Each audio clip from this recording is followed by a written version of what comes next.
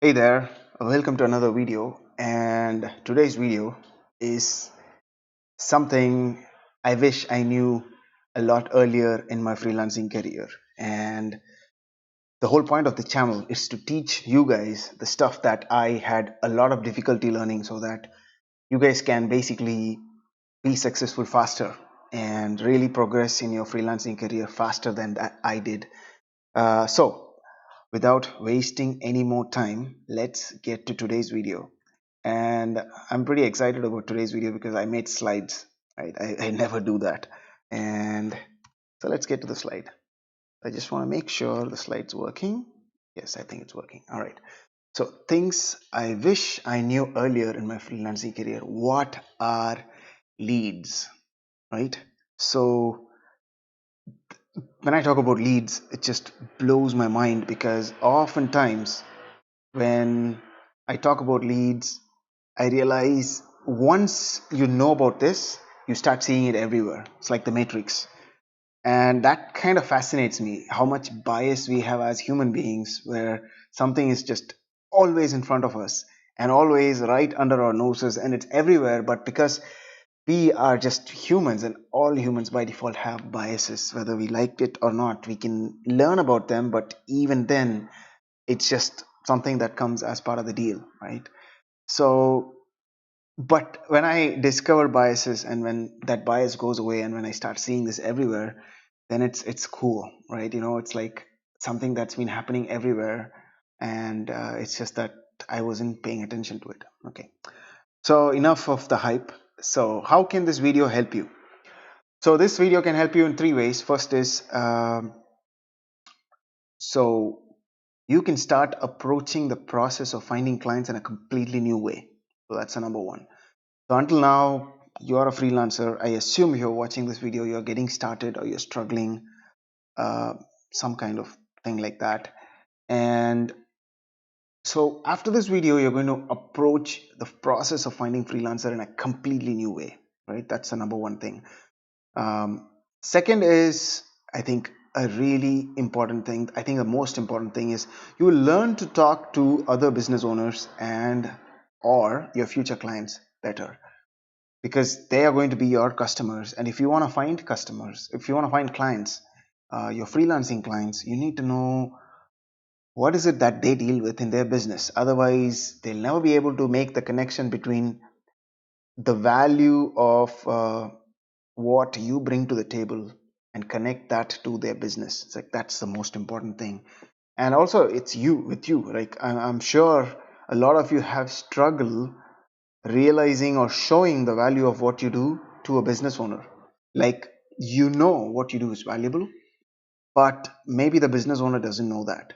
And it is your job to find people and help them understand the value of what you do, or even understand the value of what you do in a business better. Right? The third one is understand how real world successful freelancers and businesses find client.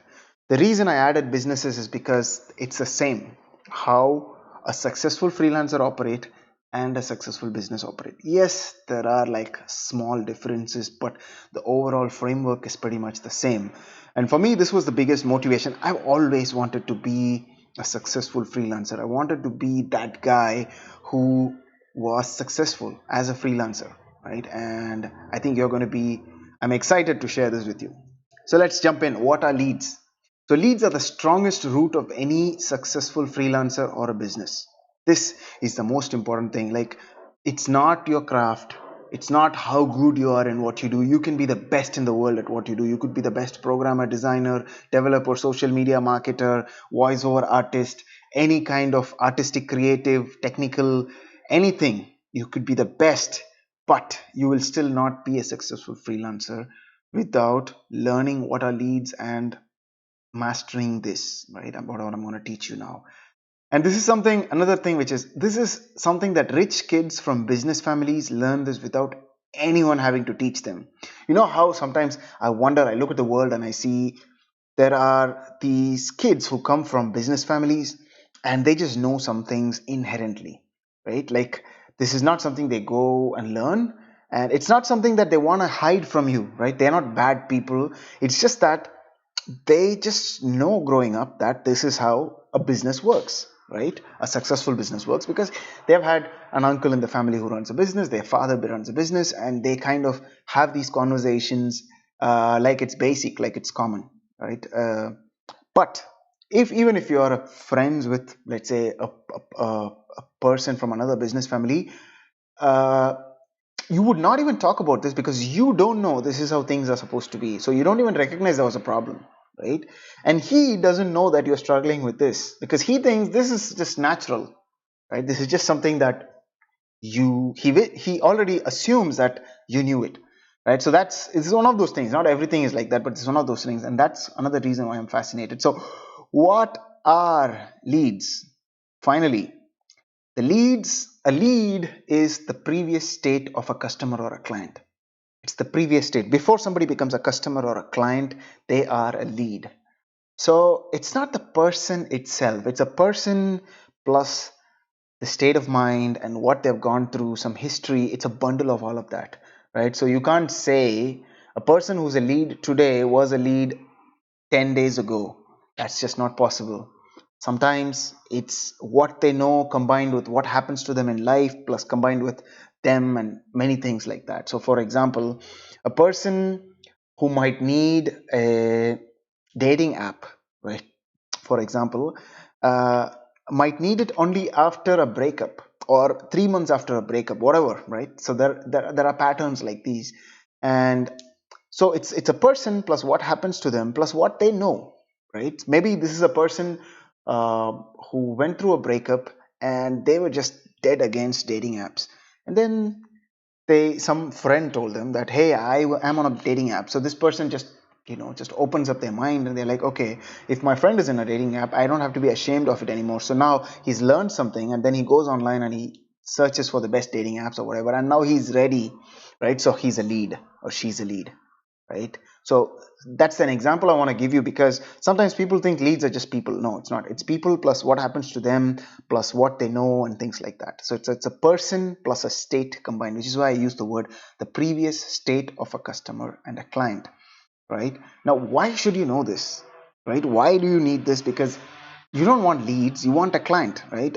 That's what most desperate freelancers or starting freelancers are like. They're just desperate for work, like I can do this, I'm the best. They're ready to prove themselves. They're all about like proving themselves and to the client that they can do it, and they talk only about themselves, and all they care about is just some guy who can just come and give them the money to work and tell them that yes, you've done a good job, right? That's what all of us want.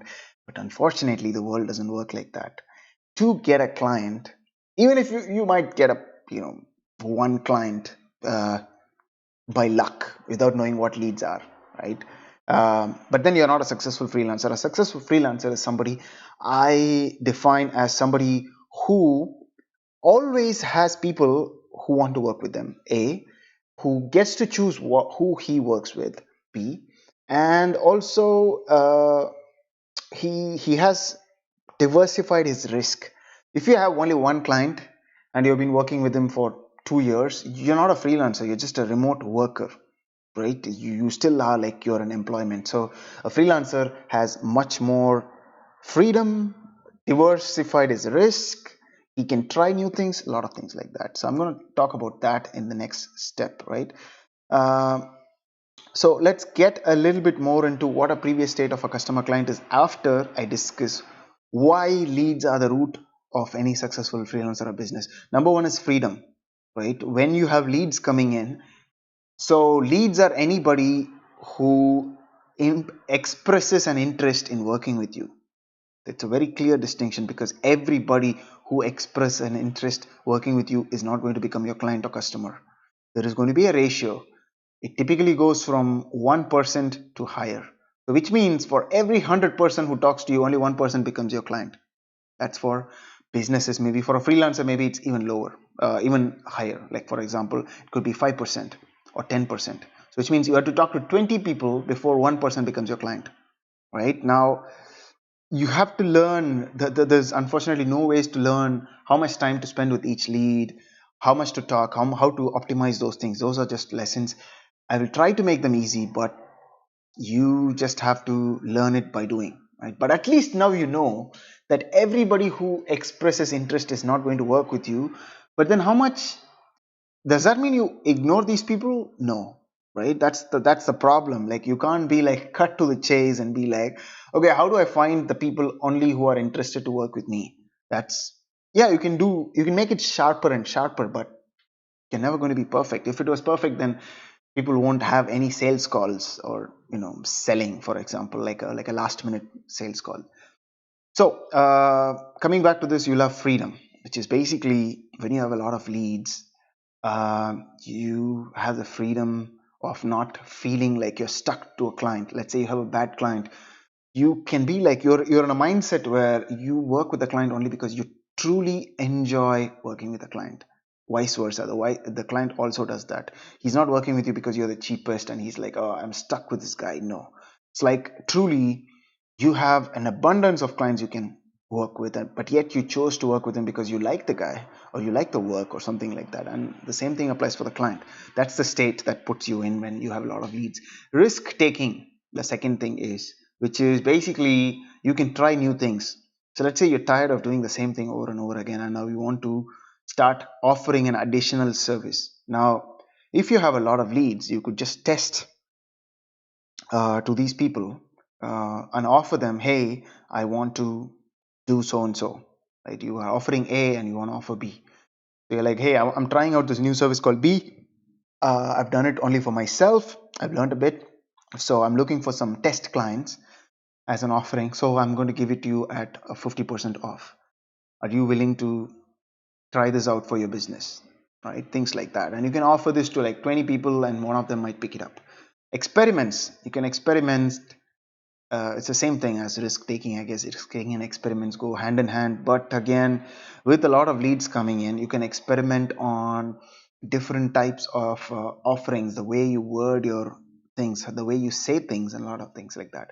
Improvements. How do you, one of the biggest things for freelancers is how do you increase your prices, right? Everybody wants to increase their prices, and you cannot increase your prices for existing clients as easy as increasing the prices to new clients, right? It's not impossible, but for example, if you have 5 people emailing you every day, they are leads, right? 5 people emailing you every day saying, hey, I found you on the internet, blah blah blah, would you like to come and work with me? Or let's say it doesn't have to be them emailing you, it could be 20 people who respond to you every day on Upwork. 20 is too much. 5 people or 3 people respond to you every day on Upwork if you pitch on a project. Now those are leads too, because you took the first action, but they expressed interest back. Right now, a lot of you watching this video are probably not even getting a single reply, which means you have no leads, right? So you can also, on an Upwork basis where you are the one who's pitching for projects, leads could be something where you pitch on a project and they reply back with the first conversation. So that's a lead, right? Sometimes people approach you even without you having to approach them at all. Example is me. I have an Upwork profile and there are loads of people who get leads, like people contacting me to work. I never pitch in projects nowadays. Like, it's been like a year or two since I've never pitched in project. The first year I did, yes, I pitched on a lot of projects, I got it. Once I became rising talent and top rated on Upwork, I stopped pitching on projects, right? People find me and approach me and ask me to work with them. That's how it works. So you cannot do it immediately. By the way, I'm not going to give you the fake confidence that when you start out, people are going to approach you and ask you to work with them. That's just not how it works. I'm going to make another video on why that is. But in an Upwork context, in a freelancing platform context, a lead is anybody who either contacts you to work with you, or if you pitch on a project and they reply back, that's a lead. Okay. Or if you have email, social media, the messages you receive, those are leads, right? Or it could be that you make a phone call to a random company and they express their first interest with you. That's a lead. So examples I've already given. My lead sources are Upwork and my own website. So in the beginning, I got successful at Upwork and I started getting leads. But then I realized once Upwork changed their commission from 10% to 20%, I was like, I realized how much at the mercy of Upwork I am. and that's not a fun thing, because my whole life, like, I quit my job and I was living all on my own, and I realized my whole life depended on Upwork, and that was not a good thing. The reason I became a freelancer was for freedom, and so that I don't have to depend on one person, which is my boss. Just I didn't want that, because I felt too much at risk of having a job, right? I was always at the mercy of what my boss could decide, and finding a job was much more harder for me than finding a freelancing client right now, because I'm free.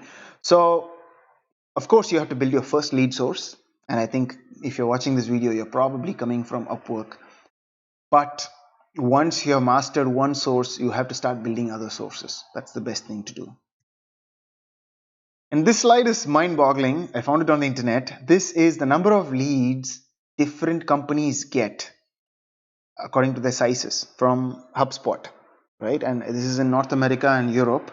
The process of finding leads is called lead generation or demand generation. So everything that's a black thing, it's 100 to 200 employees, 1 to 200 employees, which means a lot of you will fit into that black, the first bar. So you can see 77%, I think, yeah, if you add up all of them, 111, 5, 10, 23, 77, yes, okay. So all the companies that have 1 to 100 employees, 77% of them get 1 to 100 leads a month, which means they get one lead is too low. I would say at least you should work until you get one lead every few days, at least 2 leads a week. At least that's where I am right now. And that's a great place to be in, because every day you wake up with an email asking about a person, which means you can learn about new industries, people who find you in different ways. You can ask them how they found you, and it's a virtuous cycle, right? And there are companies that operate at 10,000 leads a month. Think about that. There are companies that get 10,000 leads a month. Of course, they have very small percent, and 22% of those companies have 5,000 plus employees, right? When you have 5,000 employees, that's like 2 leads per employees per month, right? That's how I guess it is. And that's awesome. Like, you realize how important lead generation is according to a company size, right? And sometimes it doesn't have to be all about numbers, because the ratio of leads to customers is really differs. So sometimes even companies with 5,000 plus employees get only 100 leads a month, so 1 to 100 leads a month. Maybe these are really, really expensive clients or customers. So I hope by this time of the video you kind of understand what a lead is, right? First, lead is anything that is a state of a customer or a client before they become that, right? Like a previous state. And not all leads become your customers or clients. The leads are usually somebody is a lead only when they express an interest to work with you. That's when they become a lead. They can either fill out a form on a website, they can respond to your question, they can respond to your pitch on Upwork. Maybe you call them and they ask for another call. If they ask for a second meeting, if you approach them with an email and they tell you, okay, you can come and meet me, so that's also a lead, right? It's like different stages of leads. Sometimes they are like a slightly interested lead, sometimes they are heavily invested lead, right? Things like that. Now let's look into inbound lead generation example. So this is an example where a person finds an internet advertisement, and when they click on the advertisement they see a page like this. This is for home sale experts in the UK. They're called Fast Track, and they specialize in selling homes fast. So basically anybody who's like in a time crunch and they want to sell their house super fast, they go to this company, right? And that's what they, and so they see a landing page like this. Now this is an example you can use in two ways. Either you build a landing page like this for yourself, not exactly like this, like a freelancer has to have a different type of landing page, but also you can understand this is how businesses work. A lot of businesses have a point where they have a form like this, where they have somebody, a customer or client, filling up this, and then they get an email, right? This is an inbound example. And outbound examples are like I already gave you a lot of examples. Conferences, one, I think I didn't talk about that yet. You go to a conference where there is a specific type of businesses coming over, and then you meet them and you talk to them, you find out what they have a problem with, and then you tell them maybe you could solve it. Like you should. That's one. Second is email.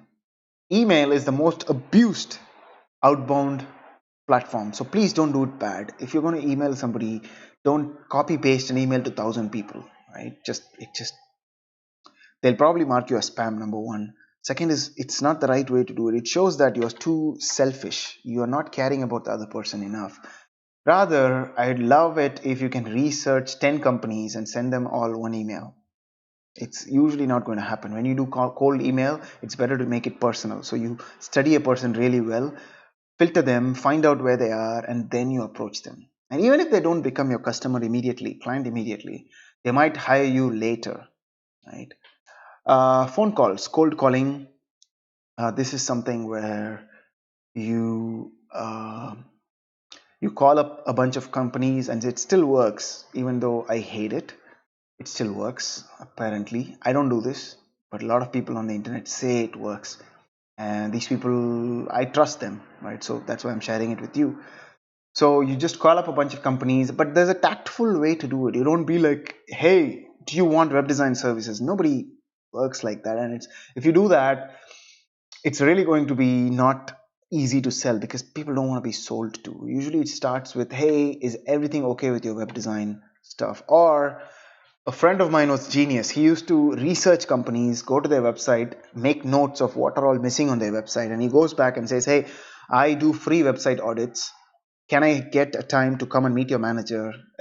There's no sales involved. I just want to discuss stuff that this is like part of my lead generation. If you don't want to buy, absolutely no problem, but I would just like to discuss with you everything that you can improve about your website. Now that's amazing for me, right? and and then he used to have a ratio, like he used to go every day, he used to have like 8 meetings, and then in a week he found 2 clients. So that's 40 meetings a day and 2 clients. And of course, this was something that he did in the beginning. Once he starts delivering work, he divides his time. So what's a good ratio that you have to do is, I would say 50-50 in the beginning. At least you got to spend 50% of your time generating leads until they automate themselves, until they start falling in. That's like an asset. It's like a tree. In the beginning, you have to water it a lot, and then once it becomes big, it kind of has its own thing, its own life. That's how your lead generation will be, right? And you just have to nurture it a little bit once in a while.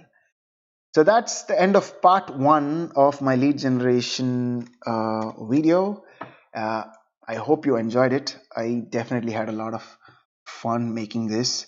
So I'll be making videos in 2 languages. One is English and one is in my native mother tongue, which is Tamil, and or Tamil.